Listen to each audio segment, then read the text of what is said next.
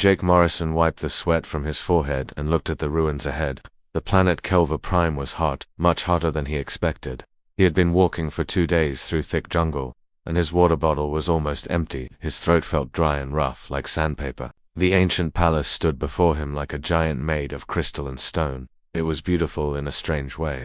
The twin suns of this world made the towers shine with colors Jake had never seen before. His team had come here to study the ruins, to take pictures and write notes. Nothing more. The orders were clear. Look but do not touch. Captain Helen Foster led the team. She was a good officer, strict but fair. She stood near a wall covered in strange symbols, taking notes on her tablet. The other team members had spread out across the palace grounds. Some were in the towers. Others were checking the outer walls. Nobody was paying attention to Jake. He walked into the central courtyard and stopped. In the middle of the open space sat a fountain. Water bubbled up from a basin carved with symbols that seemed to move when he looked at them. The water was clear, clearer than any water Jake had ever seen. It looked cold and fresh, that Jake knew he should not drink it. The rules were simple. Do not touch anything in the ruins. Do not take anything. Do not disturb the site. But his throat burned with thirst. His water bottle had maybe one small sip left. The fountain was right there, full of clean water. He looked around. Captain Foster was still at the wall, her back turned. The others were too far away to see him. Just one drink, he thought. Just enough to wet his throat. What harm could it do? Jake walked to the fountain and knelt down. The basin was carved from black stone that felt smooth and cold under his hands. The symbols seemed to glow faintly, but he told himself it was just the sunlight. He cupped his hands and dipped them into the water. The moment his skin touched the water, something changed. The air felt different, charged with energy like before a lightning storm, but Jake was too thirsty to care. He brought the water to his lips and drank. It was the best water he had ever tasted. Cold and pure, it seemed to fill him with energy. For a moment, everything felt perfect. Then the world exploded. Colors burst into his vision, colors he did not know existed.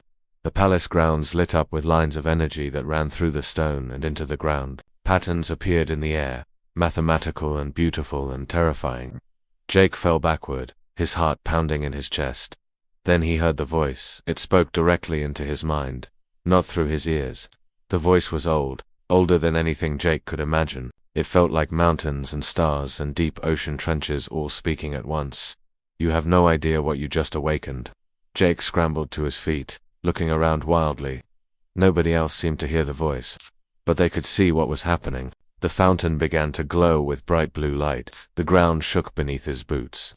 All around the palace, things that had been dead for thousands of years started to come alive. Dot lights appeared in the towers. Machines hummed deep underground. The symbols on the walls blazed with energy. The entire palace was waking up, and Jake had done it by drinking from the fountain. Captain Foster's voice cracked over his radio. Morrison, what did you do? Jake tried to answer, but his voice would not work. He stared at the fountain, at the blue light that was getting brighter and brighter. The voice in his head spoke again, and this time it sounded almost amused. The sleeper wakes, the trials begin. The heir has been chosen. I'm not an heir, Jake shouted out loud. I just wanted water. But the palace did not care what he wanted. The ground shook harder. Stones that had not moved in 3,000 years began to shift and rearrange themselves. And above the palace, the sky began to change. Jake looked up and felt his blood turn cold. The blue sky was tearing open like paper. Through the tears he could see darkness and stars that should not be visible during the day. And then the ships came through. They were not human ships. Jake had seen plenty of alien vessels during his time in the exploration service. These were different. They were huge, shaped like blades and crescents, covered in symbols that hurt to look at. They moved with purpose, dropping through the tiers in the sky and taking positions around the palace. Captain Foster was running toward him now, along with the rest of the team. Her face was red with anger and fear. Morrison, I gave you direct orders not to touch anything. I know. I'm sorry. I was just thirsty. Well, your thirst just brought down who knows what on our heads.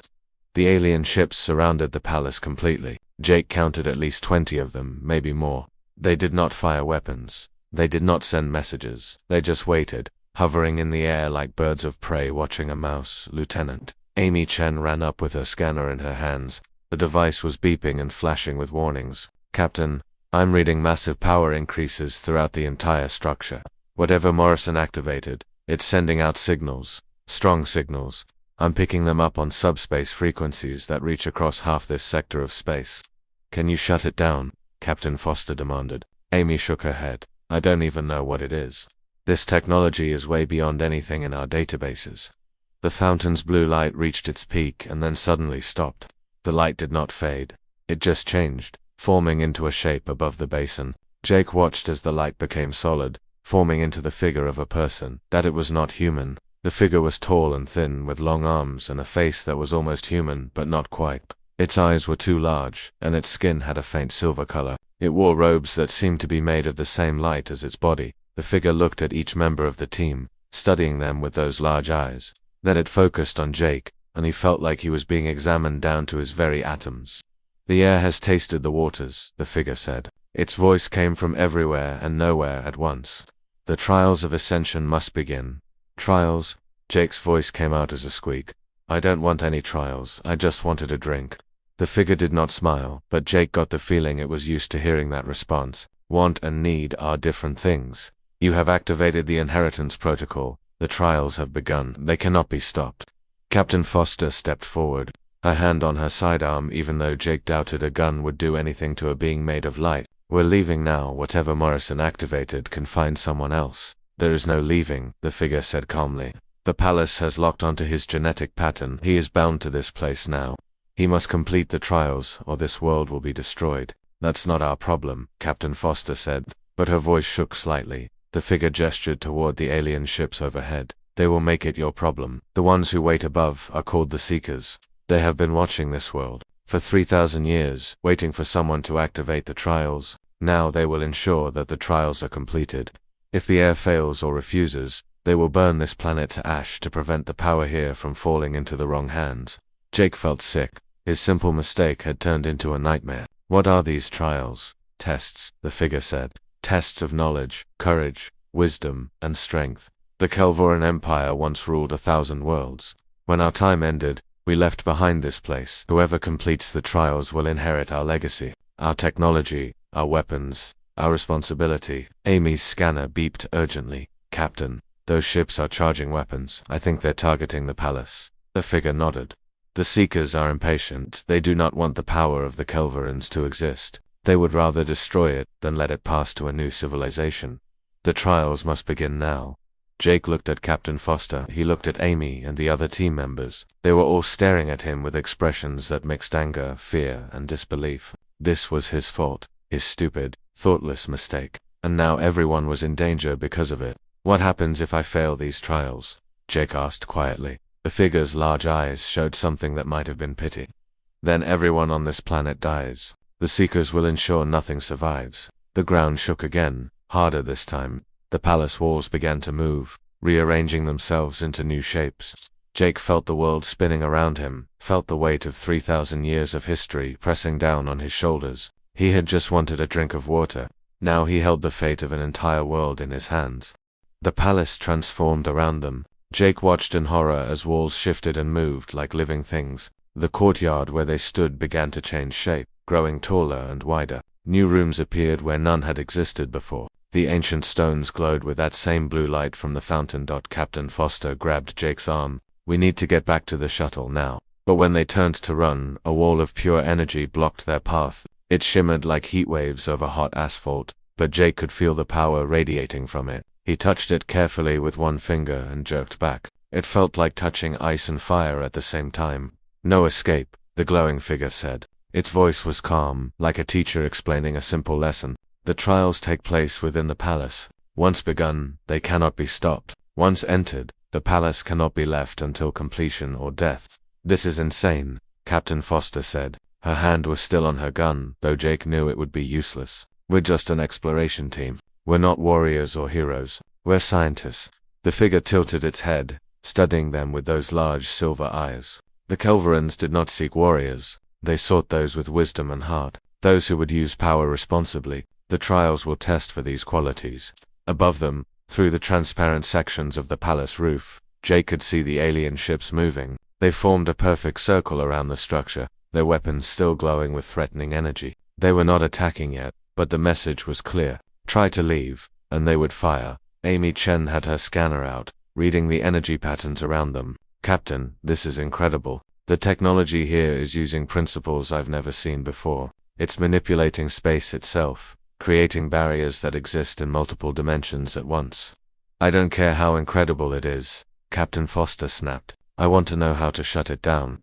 You cannot, the figure said. The heir has drunk from the fountain. His genetic pattern is now encoded in every system of this palace and 13 others scattered across this world. He is the key. Only through him can the trials proceed. Jake felt all eyes turn to him. The weight of their stares was almost physical. He wanted to apologize again, to explain that he had not meant for any of this to happen, but words seemed useless now. What exactly are these trials? He asked, surprised his voice did not shake more than it did. The figure gestured, and the air filled with images. Jake saw battles between ships among the stars. He saw planets covered in cities of impossible beauty. He saw beings of 100 different species working together, and he saw it all fall apart, consumed by darkness and flame. The Kelvoran Empire lasted 10,000 years. The figure explained. We brought peace to 1,000 worlds. We shared our knowledge and technology. We believed in justice and wisdom. But we grew old, and our enemies grew strong. When the end came, we faced a choice. Let our legacy die with us, or leave it behind for those who might come after. The images changed. Now Jake saw this palace being built. He saw Kelvoran workers installing the fountain, programming it with complex patterns of light and energy. He saw them testing it, preparing it for a day thousands of years in the future. We chose to leave our legacy behind, the figure continued. But we would not leave it for just anyone. The trials were designed to test those who would claim our inheritance. Knowledge alone is not enough. Power without wisdom leads to tyranny. Strength without compassion leads to cruelty. So what do I have to do? Jake asked. The figure pointed to the fountain. The water had stopped flowing, replaced by that pulsing blue light. You will face 5 trials. Each one will test a different aspect of your character. Pass all 5, and the inheritance of the Kelvorans will be yours. Fail even one, and the palace will seal itself forever. The Seekers above will then destroy it, and everyone inside will die. That's not much of a choice, Amy said quietly. No, the figure agreed. It is not. But the Kelvorans learned that the greatest responsibilities often come without choice. You do not get to decide if the universe throws challenges at you. You only get to decide how you respond. The ground shook again, more violently this time. Jake had to grab onto the fountain to keep from falling. Around the courtyard, doorways began to open in the walls. Dark passages led away into the depths of the palace. The first trial begins now, the figure announced. You will be separated. Each of you will face your own test. But remember, you are still a team. What one does affects the others. How you treat each other during the trials matters as much as how you perform individually. Wait, Captain Foster said. You're testing all of us. I thought this was about Morrison. He drank from the fountain, the figure replied, but he did not come here alone. The Kelvorans believe that no being exists in isolation. A leader is only as good as those around them. You will all be tested. Through your trials, we will see if humanity is ready for what we left behind. Before anyone could protest, the floor beneath them began to glow. Jake felt a pulling sensation, like invisible hands grabbing him. The courtyard blurred and spun. He heard Captain Foster shouting something, but her voice sounded far away and getting farther. Then everything stopped spinning. Jake found himself standing in a small circular room. The walls were covered in screens showing images of places he had never seen. Star charts filled with unfamiliar constellations. Cities built on planets with purple skies and 3 moons. Ships that looked more like living creatures than machines. The glowing figure appeared beside him, smaller now, about the same height as Jake. The first trial is knowledge, it said, but not the knowledge you learn from books. This is about understanding, about seeing beyond your own perspective. One of the screens flickered to life. Jake saw 2 alien species meeting for the first time. One species was small and covered in fur. The other was tall and made of what looked like living crystal. They were trying to communicate, but neither understood the other. What do you do? The figure asked. Jake stared at the screen. I don't understand the question. What do I do about what? You are a mediator, the figure said. These 2 species have just made contact. They do not share a language. They do not share biology. Their entire ways of thinking are different, but they need to work together. A threat approaches that will destroy both their worlds if they do not cooperate. How do you help them understand each other? Jake's mind raced. He was not a diplomat. He was a scout, someone who explored new worlds and made maps. He knew how to read terrain and track animals. He knew survival skills and basic first aid. But helping alien species communicate, that was way outside his training. But he had to try. The figure had said failure meant death for everyone in the palace. Jake studied the screen carefully. The furry aliens were making gestures with their hands, rapid and complex. The crystal aliens were changing colors, patterns flowing across their surfaces like water. They're both trying to communicate, Jake said slowly. The furry ones use gestures. The crystal ones use color. Neither can understand the other's method. Correct, the figure said. So how do you bridge that gap? Jake thought hard. You need something they both can understand. Something universal, such as math, Jake said, the idea coming to him suddenly. Math is the same everywhere. 1 + 1 = 2 whether you're made of fur or crystal. You start with math to establish common ground. Then you build from there. The screen changed. Now the two species were using simple mathematical concepts to communicate. Slowly, carefully, they began to understand each other. Jake felt a small surge of pride. But the figure was not done. Another screen lit up, showing a different scenario. This time, Jake saw a human colony on a distant world. The colonists had discovered that the planet was already inhabited by a species of underground dwellers. The aliens wanted the humans to leave. The humans had nowhere else to go.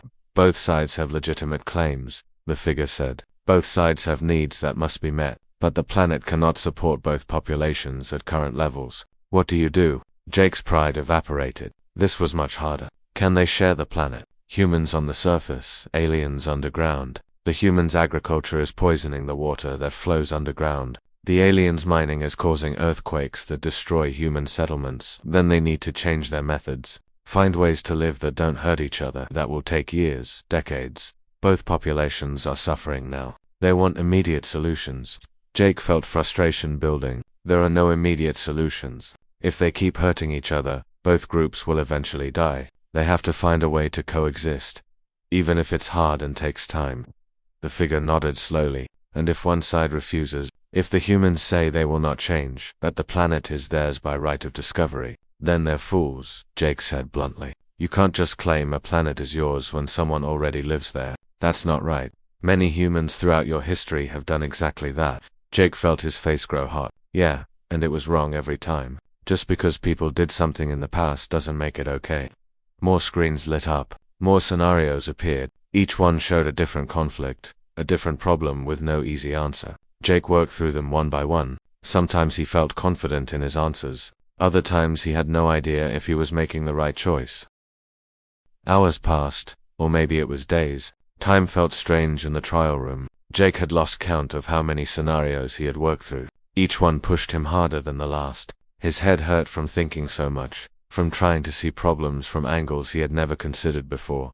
The glowing figure watched him in silence, offering no hints, no guidance. It simply presented scenario after scenario and waited for Jake's responses. In one test, Jake had to decide between saving a ship full of criminals or a ship full of scientists. He chose to save both by suggesting they share resources and work together to repair one ship. The figure seemed to approve. In another test, he faced a trade dispute between two planets. One planet had food but needed medicine. The other had medicine but needed food. But neither planet trusted the other after a long war. Jake suggested they use a neutral third party to handle the exchange, building trust slowly over time. But not all his answers were good ones. When faced with a scenario about a planet running out of resources, Jake suggested they simply move to a new planet. The figure pointed out that not everyone could afford to move, and his solution would leave the poor to die while the rich escaped. Jake felt ashamed and tried again, suggesting resource sharing and conservation instead. The testing continued. Jake's throat was dry again, and he wished he had never drunk from that fountain. But wishing would not help now. He had to keep going, keep trying, keep proving that humanity deserved the Kelvern legacy. Finally, after what felt like forever, the screens went dark. The room grew quiet. Jake stood there, swaying slightly from exhaustion, and waited for the figure to speak. You have completed the first trial, the figure said. Its voice carried something that might have been respect. You did not answer every question perfectly, but you showed something more important than perfect answers. You showed the willingness to think beyond yourself, to consider others, to admit when you were wrong and try again. Jake let out a breath he had not realized he was holding. So I passed, you passed, but your trial was the easiest. The trials grow harder with each stage, and you are not alone in this test. Come, let us see how your companions are doing. The room dissolved around them. Jake felt that pulling sensation again. and suddenly he was standing in a different chamber. This one was filled with what looked like living equations. Numbers and symbols floated in the air, constantly moving and changing, and in the middle of it all stood Amy Chen. She looked terrible. Her hair was a mess, and dark circles hung under her eyes, but her face showed intense concentration as she worked through problems that Jake could not even begin to understand. The equations moved at her command, rearranging themselves as she tested different solutions. The trial of comprehension, the figure whispered to Jake. Your friend faces questions about the nature of reality itself, physics that your species has not yet discovered, mathematics that would take your greatest minds decades to solve. She has been working for 6 hours. Jake watched Amy work. She filled the air with calculations, testing theories, proving theorems. Sometimes she succeeded, and the equations glowed with approval. Other times she failed, and the equations scattered like frightened birds. But she never gave up. She just started again, approaching the problem from a new angle. Is she doing okay? Jake asked quietly. She is doing better than okay. Her mind is flexible. She accepts that what she knows might be wrong and is willing to learn new ways of thinking. That is rare and valuable. The scene shifted again. Now Jake saw Captain Foster. She stood in what looked like a command center, surrounded by holographic displays showing fleet movements and battle formations. Ships that Jake did not recognize moved across the screens, firing weapons he had never seen before. The captain's face was set in hard lines of concentration. She barked orders at the holographic ships, moving them into position, coordinating attacks, protecting civilian vessels. Jake could see the scenario playing out. An unknown enemy was attacking a populated system. Captain Foster had to defend it with ships and technology she had never used before. The trial of leadership under pressure, the figure explained. She commands forces she does not understand, fighting an enemy she has never faced, protecting people she has never met. Every decision she makes results in life or death for thousands. Jake watched as the captain made a hard choice. She sacrificed a military ship to save a civilian transport. The military crew died, but hundreds of civilians lived. Captain Foster's face showed the pain of that choice, but she did not hesitate. She kept commanding, kept fighting, kept trying to save as many as possible.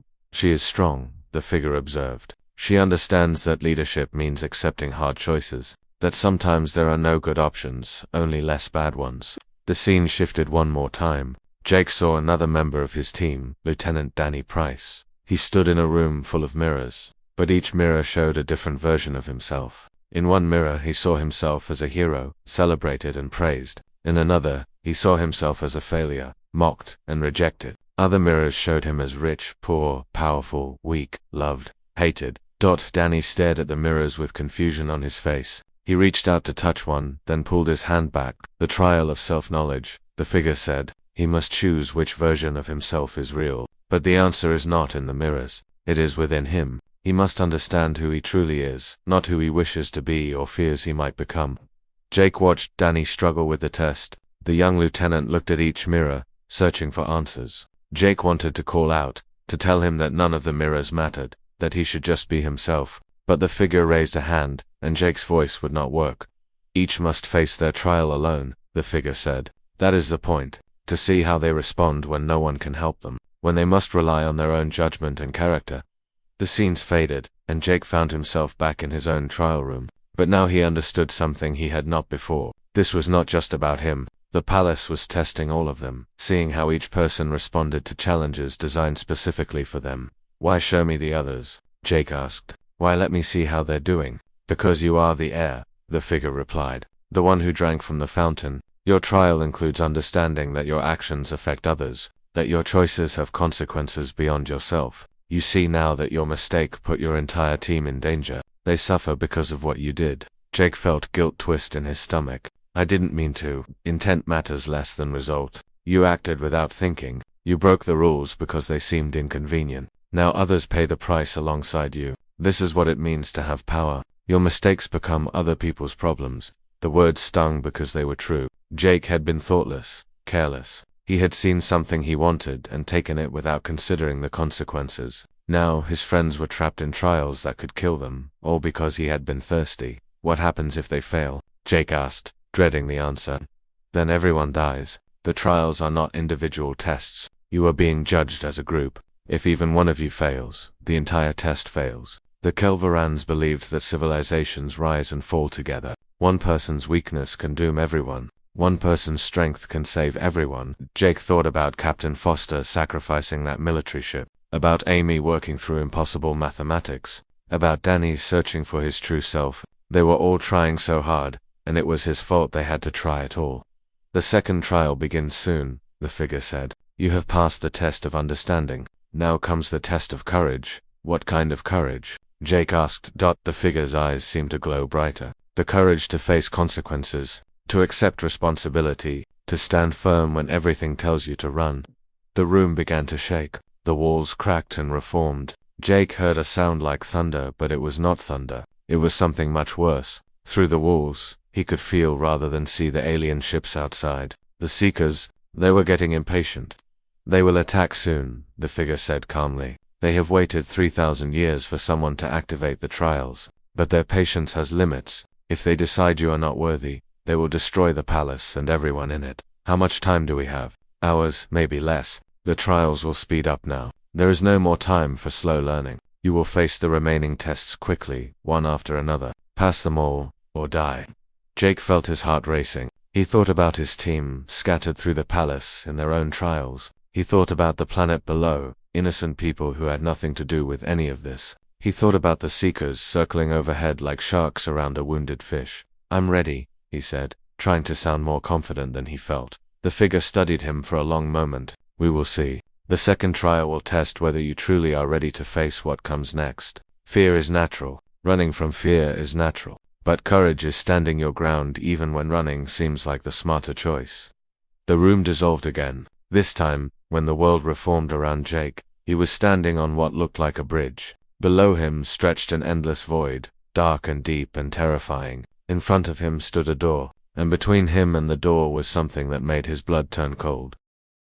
Jake's heart hammered against his ribs as he approached the creature. Every muscle in his body screamed at him to run, but he forced his feet to keep moving. The creature was massive, easily 3 times his height. Its skin looked like oil and shadow mixed together, constantly shifting and flowing. Those too many eyes followed his every movement. 3 steps away, 2 steps, 1 step. Jake was close enough now to smell it. The creature smelled like old metal and burnt ozone, a scent that made his stomach turn. He could hear it breathing, a wet rasping sound that echoed across the bridge. Any second now it would strike. Any second now those jaws would open and that would be the end. But Jake kept walking. He passed right beside the creature, so close he could have reached out and touched it. His whole body tensed, waiting for the attack that it never came. The creature simply watched him pass. As Jake reached the door on the other side, he heard the figure's voice again. Courage is not the absence of fear. Courage is acting despite fear. You have shown true courage. The second trial is complete. Jake's legs nearly gave out with relief. He leaned against the door, breathing hard, trying to slow his racing heart. The creature behind him had not moved. Now that the moment had passed, Jake realized it had never intended to attack. It had been a test of will, nothing more. But knowing that did not make his hands stop shaking.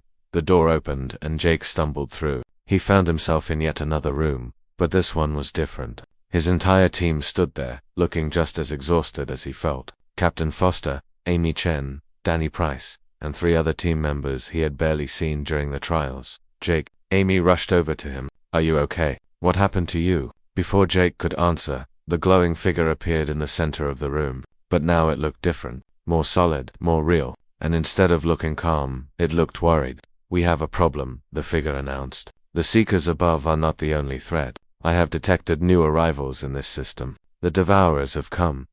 Captain Foster asked sharply. What are the figure gestured, and images filled the air around them. Jake saw ships, but these were not like any ships he had ever seen. They looked organic, like vast creatures that swam through space rather than flew through it. They were enormous, each one larger than Earth's moon. The Devourers are the reason the Kelvoran Empire fell, the figure explained. Its voice had lost that calm, teaching tone. Now it sounded urgent, almost afraid. They are older than most civilizations in this galaxy. They travel from system to system, feeding on worlds that show promise. Feeding how? Amy asked, her scanner already out and beeping with warnings. They consume potential itself. They wait until a civilization reaches a critical point, a moment where they are about to achieve something great. Then the Devourers arrive. They drain the life from that world, feeding on the energy of dreams and possibilities. They leave behind dead rocks and empty silence. Jake felt cold fear settle in his bones. How many are there? 3 ships have entered the system. That is more than enough. When the Kelvorans faced the Devourers, we had a fleet of 10,000 ships. We still lost. Captain Foster's face had gone pale, but her voice stayed steady. Then we need to leave, now. Forget the trials. We get to our shuttle and get off this planet before those things arrive. You cannot leave, the figure said quietly. The trials are not complete. The palace will not release you, and even if it did, where would you go? The Devourers have already begun their work. The figure gestured again. Now the images showed Kelva Prime from orbit. Jake could see the 3 massive ships positioning themselves around the planet. As he watched, energy began to flow from the planet's surface into the ships. Plants started to wither. Oceans began to freeze. The sky turned from blue to gray. They are draining the planet's core, Amy said, her voice shaking. Captain, at this rate, Kelva Prime will be a dead world in 72 hours, and every living thing on it will die, the figure added, including all of you. Jake stared at the images in horror. There are people down there, cities. Millions of people. Yes, the figure said. The colonists who settled here 50 years ago, they have no idea what is happening. By the time they realize the danger, it will be too late. Danny Price spoke up, his voice tight with fear. Why are these Devourers attacking now? Because Morrison activated the palace. Partly, the figure admitted. The palace sent out a signal when it woke. The signal announced that someone had begun the trials. The Devourers have been waiting for exactly this moment. They want to consume this world at its moment of greatest potential, when the Kelvoran legacy is about to pass to a new civilization. Captain Foster turned to face Jake. Her expression was hard to read. Angry, yes, but also calculating. Morrison, you got us into this mess. What do you think we should do? Jake wanted to hide. He wanted to say this was not his fault, that he had not known any of this would happen. But the words would not come, because it was his fault. He had broken the rules. He had acted without thinking, and now millions of people were going to die because he had been thirsty. The trials, he said quietly. We have to complete the trials. It's the only way. The trials will take hours we don't have. Captain Foster argued. Those things are killing this planet right now. Then we do the trials faster, Jake said, his voice growing stronger. The figure said the trials would speed up, so let's speed them up. We pass the remaining tests, we get the Kelvoran legacy, and we use it to fight those ships. Amy looked at him like he was crazy. Jake, we're an exploration team. 7 people with basic weapons and a shuttle. Those ships are the size of moons. Even with Kelvoran technology, how are we supposed to fight them? I don't know, Jake admitted, but doing nothing definitely won't work, and running won't work. Those things will drain this planet and then move on to the next one. And the next one, how many worlds have to die? The figure watched this exchange in silence. Now it spoke, and Jake could hear approval in its voice. The 3rd trial is wisdom, understanding when to fight and when to flee, understanding that some responsibilities cannot be refused. Jake Morrison, you have passed the 3rd trial. Jake blinked in surprise. You have shown wisdom beyond your years. You understand that running from this problem only passes it to someone else. You accept the responsibility for what you have done. That is wisdom. Captain Foster let out a long breath. Fine. We stay. We fight. But I want to know exactly what we're dealing with. What do the remaining trials involve? 2 trials remain, the figure said. The trial of sacrifice and the trial of unity. They will be harder than anything you have faced so far. And there is another complication. Of course there is, Danny muttered. The Seekers above are communicating with the They have made an agreement. If you fail the trials, the Seekers will help the Devourers consume this world faster. They want to ensure the Kelvoran legacy is destroyed. That's insane, Amy said. Why would they do that? Fear, the figure replied simply. The Seekers fear what the Kelvorans left behind. They fear any civilization that might become powerful enough to challenge them. They would rather destroy potential than risk competition. Jake felt anger building inside him. So they're going to help kill millions of innocent people just because they're afraid. Yes, that is what fear does. It makes beings do terrible things in the name of protection. The room shook. Outside, through the transparent sections of the palace walls, Jake could see the sky darkening. The Devourers were working faster now, draining the planet's energy at an increasing rate. They had maybe 60 hours left instead of 72. The 4th trial begins now, the figure announced. The trial of sacrifice. Each of you must choose what you are willing to give up to save others. The room began to change again. But this time, instead of separating them, it created a new space. A large chamber with 7 pedestals arranged in a circle. On each pedestal sat an object that glowed with soft light. Each pedestal represents something you value, the figure explained. For some of you, it is a memory. For others, it is a relationship. For still others, it is a dream of the future. To pass this trial, you must choose one pedestal and destroy what it represents. You must sacrifice something important to you for the greater good. Jake approached his pedestal. When he looked at it, images flooded his mind. He saw his family back on Earth, his mother, father, and younger sister. He saw memories of his childhood, of birthday parties and holidays and lazy summer days. The pedestal was offering him those memories. If he destroyed it, he would lose them forever. He would know his family existed, but he would not remember the feelings, the love, the warmth, that it was a cruel choice. Jake looked at the others. Captain Foster stood before her pedestal with tears running down her face. Amy had her hand over her mouth, clearly horrified by whatever she saw. Danny looked angry, his fists clenched tight. "This is wrong," Danny said loudly. "You're asking us to mutilate ourselves, to cut out pieces of our souls." "Yes," the figure agreed. "That is what sacrifice means. Giving up something precious because something else matters more." The Kelverons understood this. Every choice has a cost. Every action requires sacrifice. Those who seek power must be willing to pay the price. Jake's hand trembled as it hovered over the pedestal. He could feel the warmth of his memories radiating from the glowing object. Every birthday, every family dinner, every moment of love and laughter. All of it would be gone if he destroyed this. But then he looked at his team, at the people who were stuck here because of his mistake, at Captain Foster, who was clearly being asked to sacrifice something just as precious, at Amy, whose brilliant mind might be the key to understanding the Kelvoran technology they would need to survive. He thought about the millions of people on this planet who had no idea death was coming for them. People with their own families, their own memories, their own precious moments. Jake closed his hand around the pedestal. "I'm sorry, Mum. I'm sorry, Dad," he whispered. Then he crushed the glowing object. The light burst like a soap bubble. For a moment, nothing happened. Then Jake felt something slip away inside his mind. He knew he had a family. He knew their names. But the feelings were gone. The warmth, the love, the joy of those memories had vanished, leaving only cold facts behind. It hurt worse than any physical pain he had ever felt. Around the room, others were making their choices. Captain Foster destroyed her pedestal with shaking hands. Amy did the same, tears streaming down her face. One by one, each team member made their sacrifice. When the last pedestal was destroyed, the room filled with light. The figure appeared again, and for the first time, Jake saw something like sadness in those large eyes. "You have all passed the 4th trial," it said quietly. "The trial of sacrifice. You have shown you are willing to pay the cost of power, that you understand nothing of value comes without a price." "I hate you for that," Danny said, his voice raw with emotion. "I hate you for making us do that." "I know," the figure replied, "and that is good. Hate keeps you honest. It reminds you that power should be used carefully, because the cost of obtaining it is too high to waste on foolish purposes."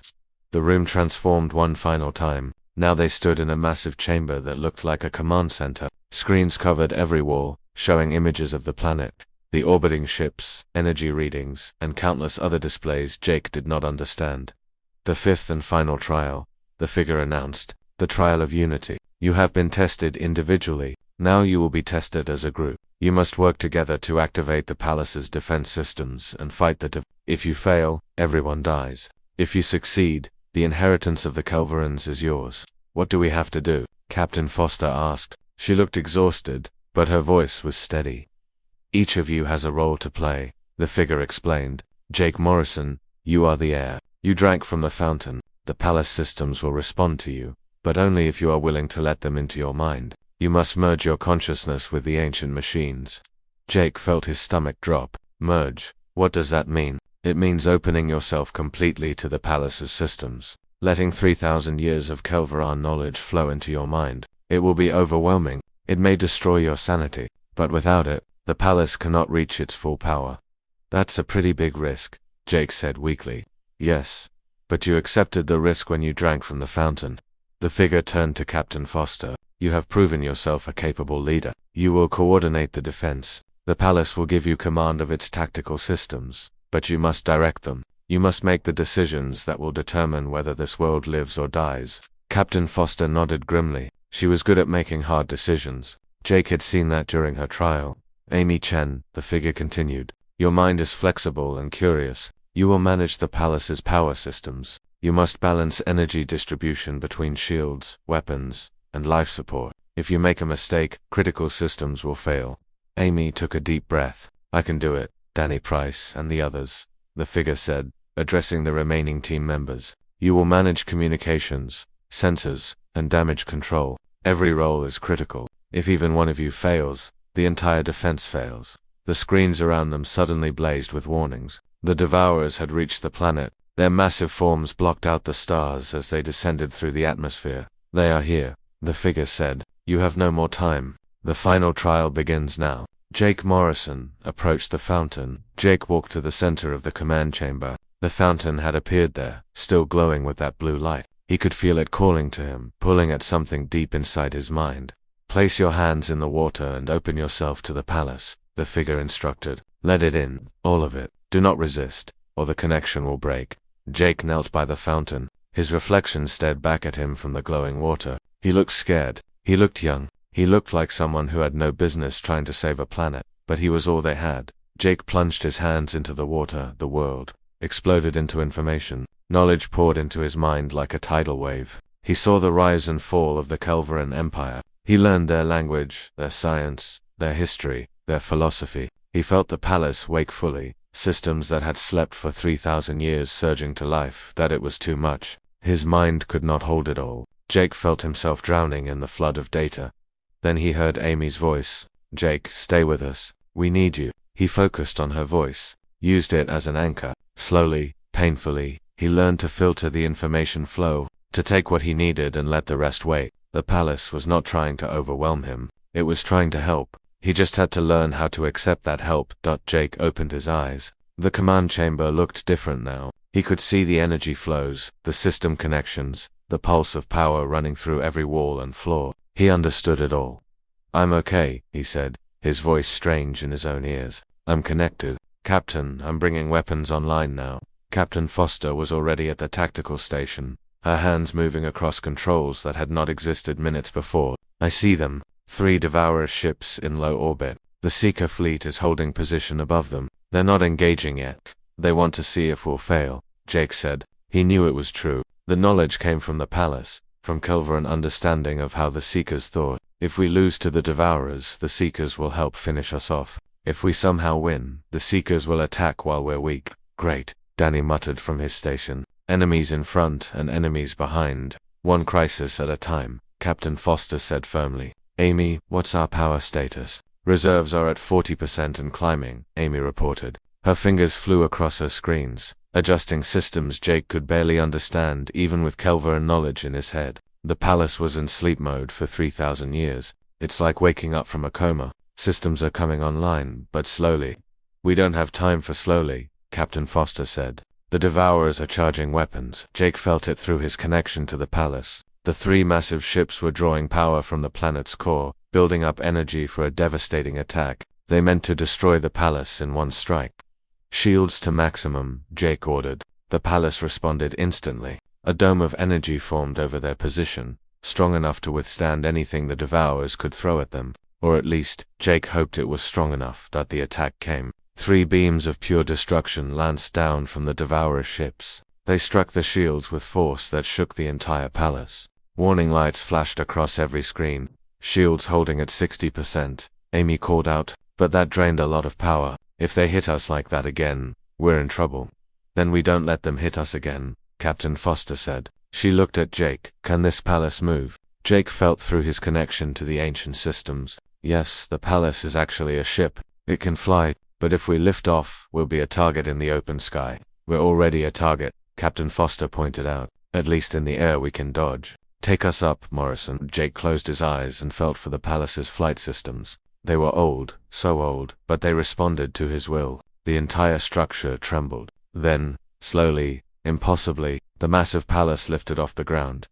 Engines that had been hidden in the foundation roared to life. The palace rose into the sky on pillars of blue fire, transforming from ancient ruin to warship in moments. The crystalline towers that had looked decorative now revealed their true purpose. They were weapon arrays, targeting systems, shield generators, all weapons online, Jake reported. Locking onto the nearest Devourer ship, fire, Captain Foster ordered. The palace opened fire. Energy beams, missiles, and weapons that bent space itself lashed out at the Devourer ship. The creature screamed, a sound that crossed into dimensions Jake could not see. Its organic hull split and burned under the assault, but the other two Devourers were not idle. They turned their attention to the palace, and the real battle began. The palace danced through the sky, dodging attacks that could vaporize mountains. Jake directed the flight path while Captain Foster coordinated the weapons. Amy juggled power distribution, keeping shields strong while maintaining weapon systems. Danny and the others managed 1,000 small crises, putting out fires and rerouting damaged systems. They worked together like parts of a single machine. Jake could feel it through his connection to the palace.